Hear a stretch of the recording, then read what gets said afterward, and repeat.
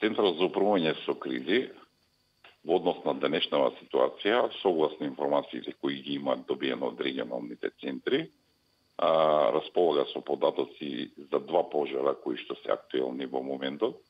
Едниот се наоѓа на просторот на општина Охрид, тоа е практично пожарот од пред 2 дена. Повторно разгорување настана доцна синоќка. Екипите се од Стабалево од 6 на терен.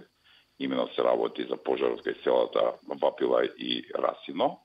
И можам да кажам дека е под контрола целосно, очекуваме во текот на денот неговото догасување. Нов пожар е пожарот во Куманово, кај селото Речица кон Табановце. Впрочем, тоа е пожар кој што започна вчера во доцните попладневни часови со 3 локации.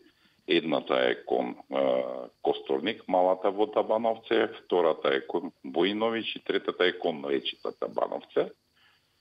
Секако се работи за сува трева и деградирано нискостеблесто растение, но малку е специфично со оглед на фактот дека пожарот е во близина на бензинската помпа Детоел, односно автопатот, така да чадот што се крева од гасењето, единиците на терен секако влијаат со вода, допринесува практично до екстремно чадење на пожар.